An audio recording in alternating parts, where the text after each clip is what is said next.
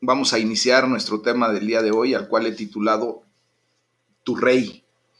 Eh, ¿Han visto ustedes que muchas naciones en el mundo pues han sido gobernadas por reyes y reinas durante siglos? Y bueno, la familia real es parte importantísima en la vida nacional de un régimen monárquico. Nosotros en México, pues obviamente dejamos de tener ese tipo de manifestaciones de gobierno desde hace muchos siglos.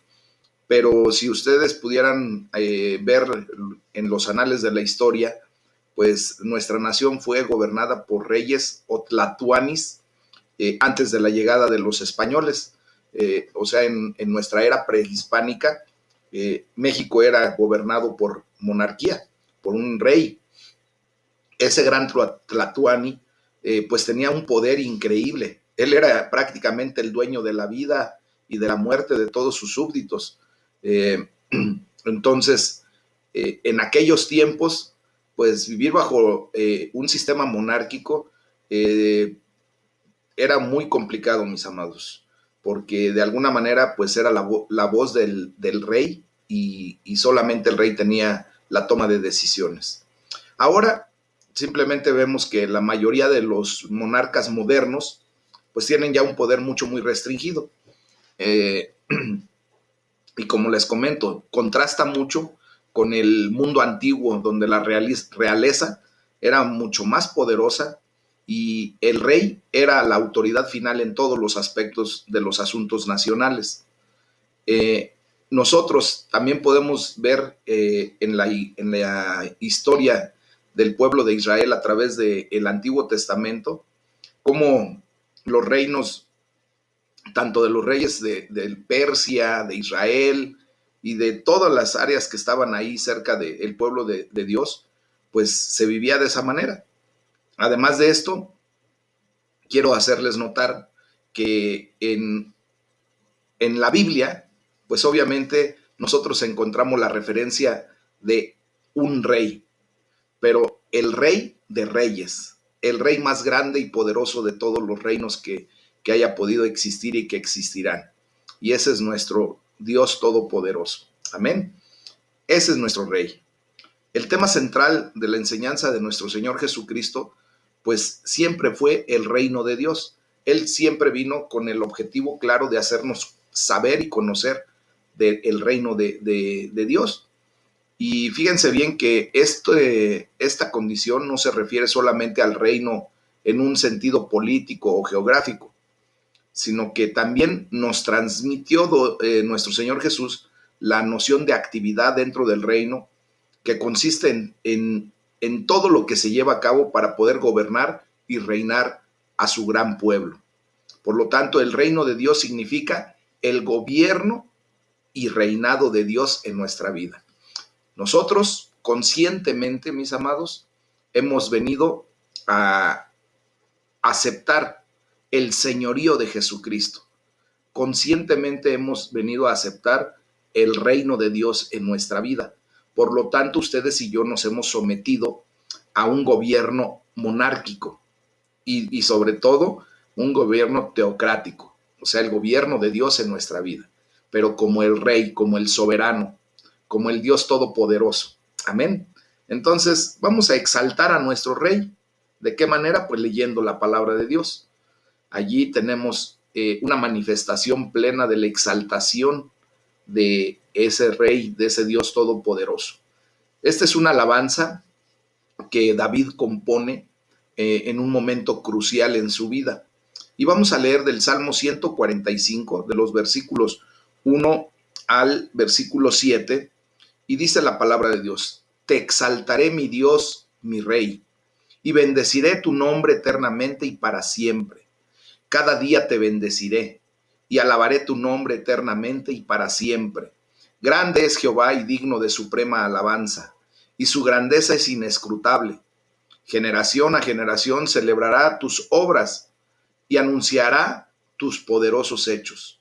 En la hermosura de la gloria de tu magnificencia y en tus hechos maravillosos meditaré.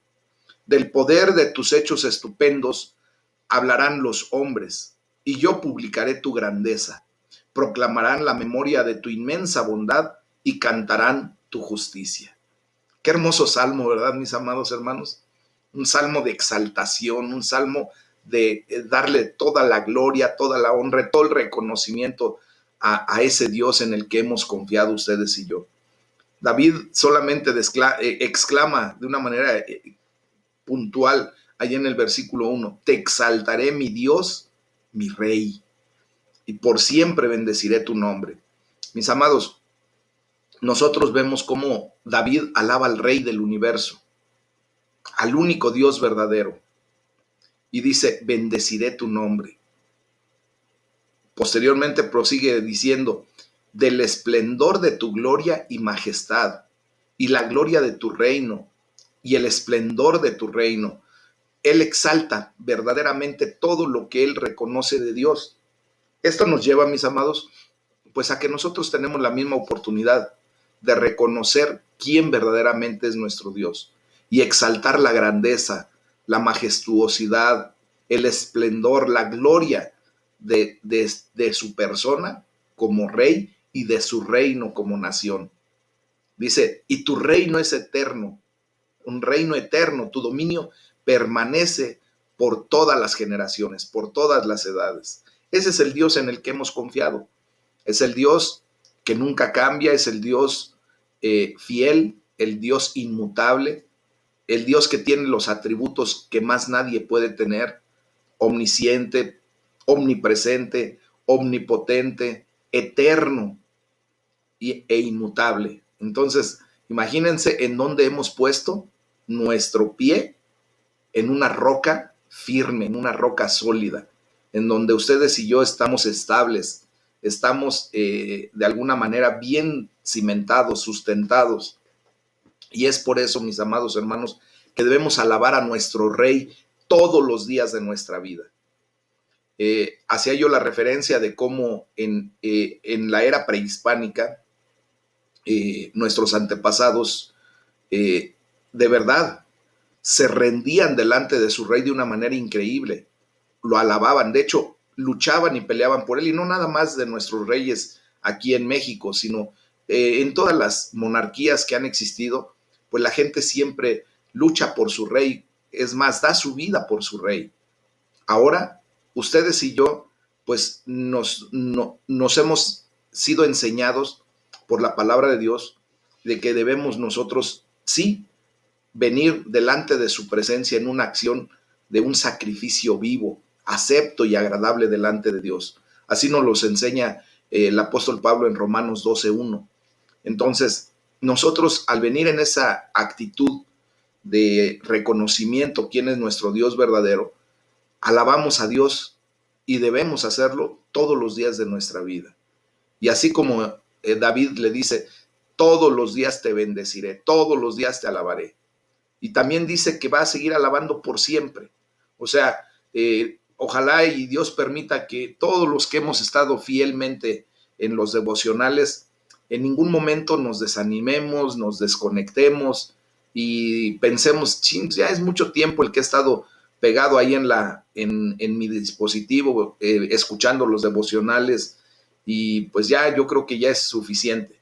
No, mis amados, que esto verdaderamente nos traiga una condición de bendecir el nombre de Dios por siempre y para siempre, todos los días de nuestra vida. De hecho, lo vamos a hacer en una eternidad. Entonces, ustedes y yo sabemos que Él claramente es digno de toda alabanza. Y ahorita tú y yo solamente estamos ejercitándonos propiamente, haciendo de lo que la palabra griega nos enseña, que es las mikras, que son ejercicios para que cuando estemos en la presencia de Dios en una eternidad, pues vayamos ya ejercitados, sabiendo a lo que vamos. Porque de nada serviría que tú y yo quisiéramos estar en el reino de los cielos y que no nos gustara alabar a Dios, que no nos gustara glorificar a Dios, elevar nuestros cantos a Dios. No tendría ningún sentido que quisiéramos estar en el reino de Dios si no va a ser para glorificar y bendecir su nombre eternamente y para siempre. Esto nos está dando la oportunidad de comprender lo que vamos a hacer delante del Rey de Reyes. Amén. Bueno, así David lo entendió perfectamente bien, al grado de que escribió cantos de alabanza de una manera maravillosa. Dice el versículo 5, compongo canciones hablando de tus maravillas. Obviamente, David fue inspirado por el Espíritu Santo.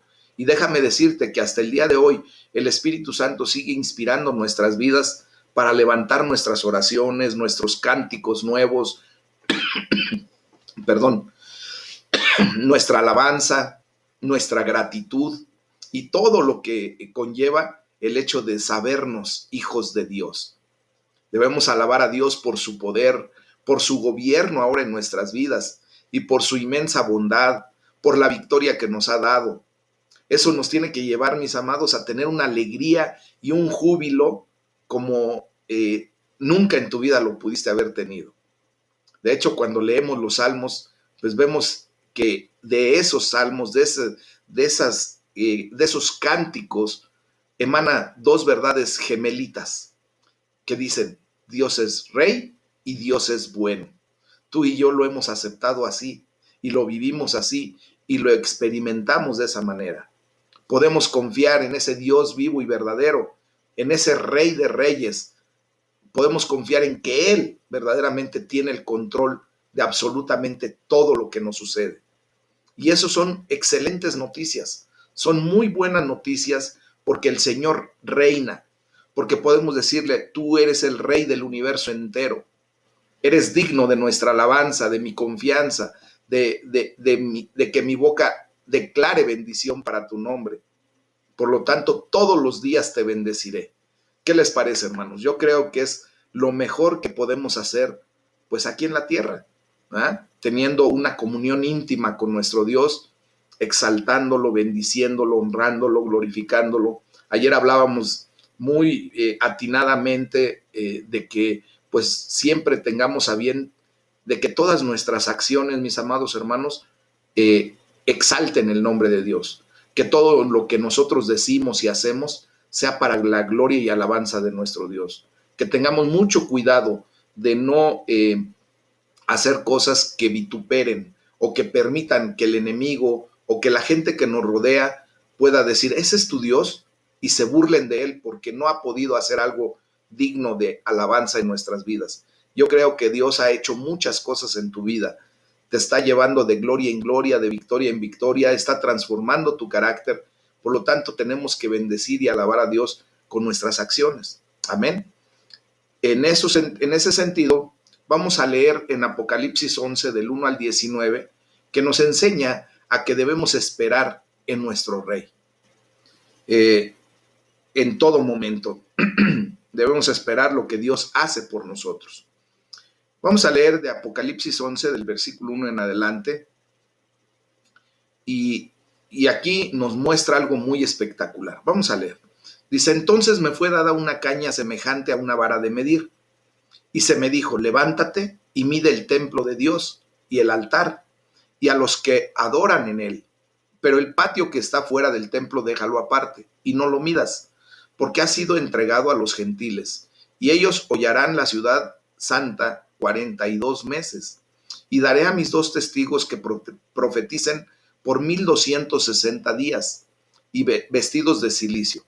Estos testigos son los 2 olivos y los 2 candeleros que están en pie delante del Dios de la tierra. Si alguno quiere dañarlos, sale fuego de la boca de ellos y devora a sus enemigos. Y si alguno quiere hacerles daño, debe morir él de la misma manera. Estos tienen poder para cerrar el cielo, a fin de que no llueva en los días de su profecía, y tienen poder sobre las aguas para convertirlas en sangre, y para herir la tierra con toda plaga, cuantas veces quieran. Cuando hayan acabado su testimonio, la bestia que sube del abismo hará guerra contra ellos, y los vencerá y los matará. Y sus cadáveres estarán en la plaza de la grande ciudad que en sentido espiritual se llama Sodoma y Egipto, donde también nuestro Señor fue crucificado. Y los de los pueblos, tribus, lenguas y naciones verán sus cadáveres por 3 días y medio, y no permitirán que sean sepultados. y los moradores de la tierra se regocijarán sobre ellos y se alegrarán, y se enviarán regalos unos a otros, porque estos dos profetas habían atormentado a los moradores de la tierra. Pero después de 3 días y medio, entró en ellos el espíritu de vida enviado por Dios, y se levantaron sobre sus pies, y cayó gran temor sobre los que los vieron. Y oyeron una gran voz del cielo que les decía: suban acá. Y subieron al cielo en una nube, y sus enemigos lo vieron. En aquella hora hubo un gran terremoto, y la 10ª parte de la ciudad se derrumbó, y por el terremoto murieron en número de 7,000 hombres, y los demás se aterrorizaron y dieron gloria al Dios del cielo. El segundo ay pasó, he aquí, el tercer ay viene pronto. El séptimo ángel tocó la trompeta, y hubo grandes voces en el cielo que decían: los reinos del mundo han venido a ser de nuestro Señor y de su Cristo, y Él reinará por los siglos de los siglos. Y los 24 ancianos que estaban sentados delante de Dios en sus tronos se postraron sobre sus rostros y adoraron a Dios, diciendo: te damos gracias, Señor Dios Todopoderoso, porque el que eres, el que eras y el que ha de venir, porque has tomado tu gran poder y has reinado. Y se airaron las naciones, y tu ira ha venido, y el tiempo de juzgar a los muertos, y de dar el galardón a tus siervos los profetas, a los santos, y a los que temen tu nombre, a los pequeños y a los grandes, y de destruir a los que destruyen la tierra. Y el templo de Dios fue abierto en el cielo, y el arca de su pacto se veía en el templo. Y hubo relámpagos, voces, truenos, un terremoto y grande granizo, dice la palabra de Dios. ¿Cómo ven? Tremenda la palabra de Dios, ¿verdad? ¿Por qué creen que es tan trabajosa la vida? ¿Por qué creen que pasamos esta vida con mucho sufrimiento, mucho trabajo? ¿Por qué continúan sufriendo los inocentes, mis amados? ¿Tendrá que ser siempre así? ¿Tendremos que estar bajo esta situación crítica durante toda la eternidad o toda la vida? ¿Tendrá fin nuestro sufrimiento algún día? ¿Hay alguna esperanza verdaderamente hablando? ¿Cómo será el futuro, mis amados? ¿Se han preguntado todo eso? Miren, nosotros podemos ya echar un vistazo a cómo será el futuro cuando Jesús regrese y el reino del mundo sea transformado en el reino de nuestro Dios y su Mesías, su esperado, su ungido. Dice el versículo 15 que acabamos de leer: ¿quién reinará por los siglos de los siglos? ¿Quién será? Pues Jesucristo, nuestro Rey. Ese es el Rey. Jesús vino a proclamar el reino de Dios. Fíjense bien, en un sentido, el reino sucedía ahora, o sea, en ese momento. Y en otro sentido, todavía no sucedía. Ya lo he explicado en algunas otras ocasiones, de cómo nuestro Dios, pues, ve lo que va a ser como si ya hubiese sido, y lo que está haciendo como si todavía no fuera, ¿verdad? Pero bueno, Dios tiene una capacidad completamente diferente a la nuestra para poder generar sus pensamientos, sus acciones, y por lo tanto, pues nosotros solamente tenemos que echarle un vistazo a su bendita palabra para darnos una idea de lo que va a suceder, ¿verdad? Bueno, la realidad presente del reino de Dios se mostró en todo lo que Jesús hizo en su ministerio. Fue cuando el reino de los cielos descendió en la persona de Jesucristo. Y durante todo su ministerio, todo lo que se hizo, todo lo que se generó, fue conforme al reino de los cielos. Por lo tanto, el reinado y dominio de Dios se muestra por la supresión del mal, por el hecho de que Jesucristo venció a la muerte. La inauguración del reino de Dios se manifiesta primero en la sanación de los enfermos, en la expulsión de los demonios y en el perdón de los pecados. Cuando nuestro Señor Jesucristo inicia su ministerio y desarrolla su ministerio aquí en la tierra, pues justamente se inaugura el reino de Dios manifestándose aquí en la tierra. Y por eso nuestro Señor Jesucristo pues nos da oportunidad de ver lo que verdaderamente será en el reino de Dios por la eternidad y para siempre. Por otro lado, como vemos, el aspecto futuro del reino de Dios también se evidenció mediante nuestro Señor Jesucristo. Él enseñó a sus discípulos a orar. ¿Y qué nos enseñó a hacer? Decirle, venga tu reino, ahí en Mateo 6, en lo que ahora conocemos como el Padre Nuestro o la oración modelo, ¿verdad? También habla acerca de la cosecha del fin del mundo, al fin del mundo, en Mateo 13:39. Y parece que el reino de Dios no se realizará completamente hasta que Jesucristo regrese, ¿verdad? Hasta que no regrese Él, nosotros pues estaremos viviendo bajo esta condición, bajo este mundo, bajo este sistema de cosas. El pasaje de Apocalipsis que acabamos de leer el día de hoy describe lo que sucederá justo antes de que el reino de Dios venga en su totalidad. El pueblo de Dios será perseguido y es perseguido, pero también es protegido. O sea, simultáneamente se da la persecución, pero la protección de Dios. Tú y yo no estamos solos. Aun cuando nosotros pudiéramos experimentar una persecución física, quiero decirte que no estamos solos. Dios está con nosotros y Dios es el que nos protege y sabe hasta dónde va a permitir que esa persecución, esa oposición se manifieste en nuestras vidas. Tenemos que comprender que todo proviene de Dios y si Él lo permite es porque a nosotros nos conviene a final de cuentas, porque nos va a dejar una enseñanza y porque eso nos va a traer a un crecimiento espiritual, a una elevación espiritual, mis amados hermanos. Cuando ya comprendemos perfectamente bien que todo proviene de Dios y que verdaderamente lo aceptamos y que podemos declarar es porque así Dios lo quiso, así Dios lo quiere y yo lo acepto, entonces estamos elevando nuestra condición espiritual para poder recibir aún más de parte de Dios. Cuando comprendemos que primeramente viene todo de parte de Dios y después entendemos que todo tiene un propósito perfecto para el plan de Dios, entonces ya no sufrimos, ya no tenemos la misma condición que cuando no sabíamos ni por qué nos estaban pasando las cosas o por qué estábamos en una situación o por qué en otra. Ahora entendemos que de Dios viene todo y lo aceptamos porque así Dios lo quiso. Y si Dios lo quiso es porque me va a convenir. Y después venir a preguntarle, Señor, ¿qué quieres que yo comprenda de esta situación? ¿Cuál es la enseñanza por lo que yo estoy pasando? ¿O el para qué de lo que yo estoy pasando? Y entonces traerá a Dios nuestra enseñanza y eso nos permitirá crecer aún más. Amén. Miren, ahí en el versículo 3 de Apocalipsis 11 se nos muestra que habrá dos testigos.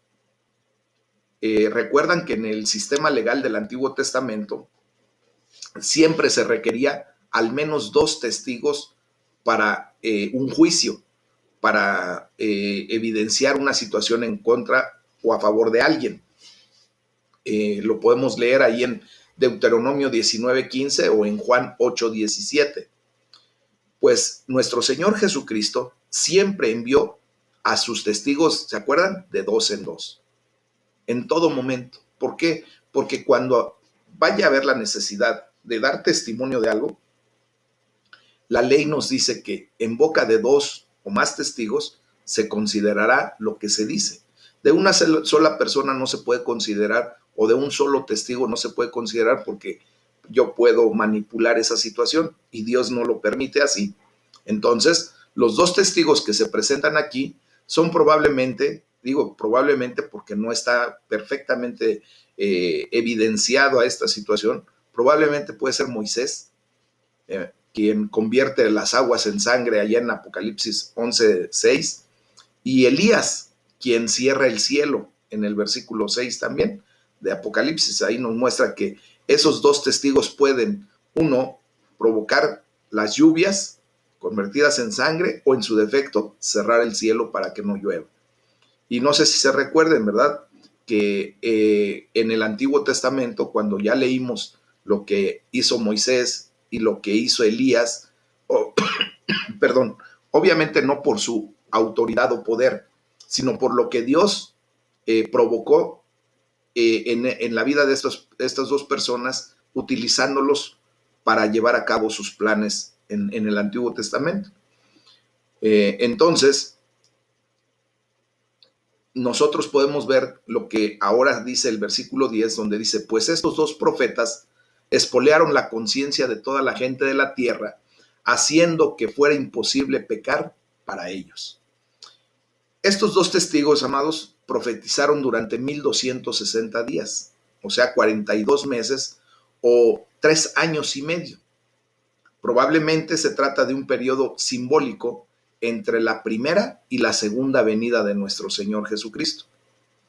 Todo esto que podemos hablar acerca de Apocalipsis, mis amados, muchas veces lo tenemos que comprender o visualizar desde perspectivas que Dios nos permite tener.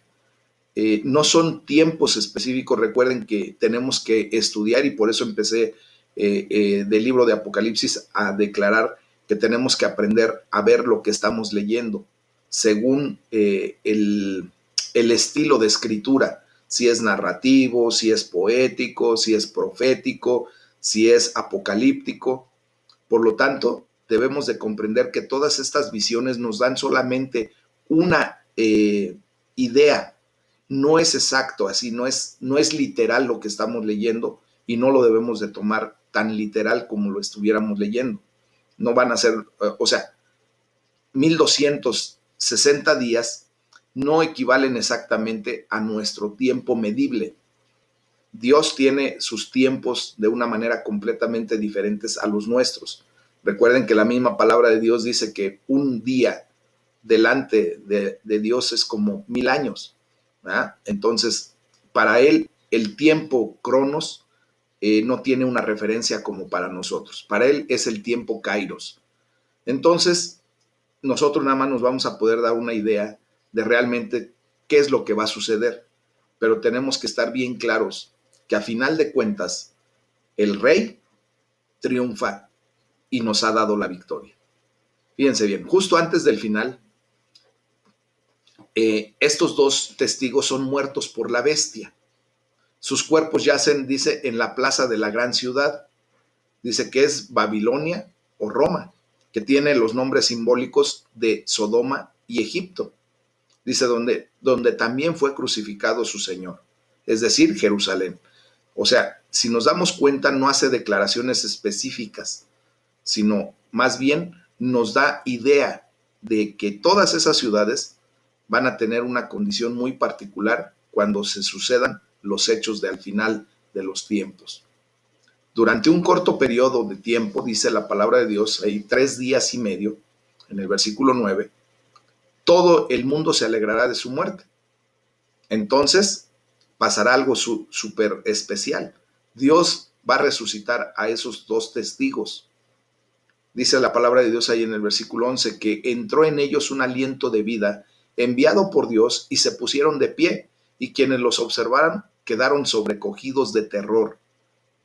Después fueron llevados al cielo al acercarse el tiempo del juicio final. Este es el momento en el que suenan las 7 trompetas y hay una secuencia que se desarrolla en 3 fases, mis amados. Primero, el reino de Dios llega al fin en toda su integridad. O sea, llega completamente. Después, la iglesia completa, los 24 ancianos. Y estos adoran al Rey, postrando sus rostros, y adoran a Dios diciendo, Señor Dios Todopoderoso, que eres y que eras y que habrás de venir.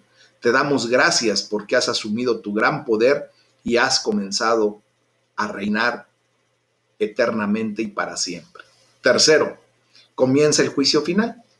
Entonces dice la palabra de Dios que los destructores serán destruidos y Dios premiará a sus profetas y a sus santos, a los pequeños y a los grandes. Todos serán recompensados. Y allí estamos tú y yo, ¿verdad? En esa condición de santidad a la que Dios nos ha llamado. Dios te ha llamado santo y te declara santo. Y por lo tanto, en esa condición, Dios va a premiar tu fidelidad, pero sobre todo, antes que tu fidelidad, tu fe, que es la que te lleva a la condición de santo, a la condición de salvación y vida eterna. ¿Ok? Entonces, como ocurre siempre en Apocalipsis, estas escenas son simbólicas. Nuevamente se lo repito. Moisés y Elías, que hemos tomado como idea de que son los dos testigos de Dios, son figuras de gran valor y de gran poder en el desarrollo del Antiguo Testamento. Y por eso, ¿verdad?, se encuentran con una gran oposición y sufrimiento antes de que finalmente sean, ¿cómo se llama? Premiados o vindicados. Antes de que suceda lo de la premación, pues van a tener que todavía pasar por situaciones como las que tú y yo estamos pasando, ¿no? Porque son gente que de alguna manera provocó oposición en lo que hicieron. Imagínense, uno saca al pueblo de Israel en ese gran éxodo y el otro, un profeta prominente que Dios utilizó de gran manera también para traer bendición al pueblo de Dios. Entonces, eso provoca oposición. ¿Qué es lo que está haciendo Dios en tu vida en este momento? ¿Qué es lo que tú estás haciendo para el reino de los cielos? Seguro estoy que mucha de la oposición que tú estás viviendo es a causa de que tú estás activo en el reino de los cielos, ya sea predicando la palabra, estudiando la palabra, atendiendo a la palabra y sobre todo glorificando, exaltando, alabando al Rey de Reyes. Eso va a provocar oposición en tu vida. Pero la gloria sea para Dios, mis amados hermanos, porque a final de cuentas, Dios nos va a vindicar, nos va a premiar, Él nos va a galardonar. Y esta es la realidad de lo que tenemos que esperar en este tiempo entre la primera y la segunda venida de Jesús. Nosotros estamos en ese ínter. Ya vimos la primera venida de nuestro Señor Jesucristo, ¿verdad? Ahora esperamos la segunda venida con ansia, con anhelo, con deseo. Bueno, pues este es el periodo en el que nos tocó vivir. Y gracias a Dios, porque aquí nosotros estamos experimentando la gracia de nuestro Señor Jesucristo. Entendemos que hay una lucha entre el reino de Dios y el reino de la bestia, ¿verdad? Pero es una lucha cuyo resultado final ya conocemos. Por lo tanto, no tenemos ni que angustiarnos ni preocuparnos. Tenemos que vivir la experiencia de estar en el equipo ganador y que tú y yo, aún en medio de las situaciones que vivimos, sepamos claramente que Dios nos ha dado la victoria. A lo mejor estás pasando por situaciones específicas de dolor, de sufrimiento, críticas, de austeridad a lo mejor. Pero déjame decirte que es un corto periodo de tiempo el que vamos a pasar así. Y después vendrá lo mejor. Nuestras luchas tendrán un final. Y allí estamos contestando todas esas preguntas que hicimos al inicio. El inocente ya no sufrirá más. Hay una gran esperanza para el futuro, para ustedes y para mí. De hecho, tenemos la esperanza mayor en Cristo Jesús, ¿verdad? Jesús regresará y reinará por los siglos de los siglos, eternamente y para siempre. Y allí estaremos tú y yo, en la presencia de Dios, en la gloria de Dios. Hay que darle gracias a Dios porque un día el reino de este mundo se convertirá propiamente en el reino de nuestro Señor, en el reino de Dios y de su Cristo. Y porque reinará por los siglos de los siglos. Amén. ¿Ah? Y debemos tener confianza plena en nuestro Rey. Miren, hermanos, en algunas ocasiones has sido acusado injustamente o criticado de manera injusta ante ya sea tu patrón, tu jefe o alguna otra persona con autoridad. Muchos de nosotros hemos sufrido ese tipo de manifestaciones. ¿Has sentido alguna vez que la obra de Dios estaba siendo obstaculizada o incluso detenida por la oposición? Por la administración local, por tu jefe en el trabajo, por alguna otra persona con autoridad. Hoy más que nunca estamos viendo cómo el enemigo quería obstaculizar la obra de Dios con el COVID, ¿verdad?, con esta pandemia. Pero la gloria sea para el Señor, porque a final de cuentas Dios tiene el control de todo. Y en ese sentido, mis amados hermanos, nosotros podemos ver que el enemigo va a tener que echar para atrás, porque ya fue vencido. En muy poco tiempo, en un periodo breve de tiempo, como dice la palabra de Dios, todo esto pasará. Y como curiosamente lo declaraba nuestro hermano Mario en la oración inicial, prontamente estaremos reunidos físicamente para la gloria y alabanza de Dios, en donde podremos darnos un abrazo, estrechar nuestras manos, bendecirnos, platicar de todo lo que hemos vivido, de todo lo que hemos aprendido, de cuán maravilloso ha sido Dios hasta este momento con nosotros y de cuán maravilloso seguirá siendo Dios eternamente y para siempre con todos y cada uno de nosotros. Amén. En ese sentido, mis amados hermanos, Dios tiene el control último de nuestra existencia, de la vida, de la historia. Por eso tenemos que estar bien confiados y darle gracias a Dios, porque todo reinado verdadero apunta en última instancia a la gran realeza de Dios. Y podemos declarar como el salmista: tú eres mi Dios, tú eres mi Rey. Hay que orar, mis amados hermanos, para que veamos cómo avanza el reino de los cielos en nuestra familia, en nuestro vecindario, en nuestra colonia, en nuestra ciudad, en nuestra nación y, ¿por qué no?, en el mundo entero. Y declarar, pedirle que venga su reino, que se establezca en la vida de muchos. Amén. Y nosotros somos ahora llamados, mis amados hermanos, a ser partícipes de ese establecimiento del reino de Dios aquí en la tierra. Hemos sido llamados embajadores, ministros de la palabra de Dios. Entonces, tenemos que proclamar su verdad, su amor y su autoridad, su soberanía, su reino. Amén. Eso es lo que tenemos que hacer. ¿Cómo ven, mis amados hermanos? Este es el tema del día de hoy. El Señor nos está llamando a adorarle, a exaltar su nombre, a bendecirlo, porque Él se lo merece. Él ha hecho muchas cosas increíbles, hazañas, proezas en nuestra vida. Hay que reconocerlo con humildad, porque todo lo que hemos logrado no ha sido por nuestras fuerzas, mis amados. Ha sido por el poder de Dios manifestándose en nuestras vidas. Ha sido porque el Señor ha extendido su mano de amor, de poder, de autoridad sobre cada uno de nosotros, y esto nos lleva simplemente a experimentar su gloria, su grandeza, su poderío y su autoridad.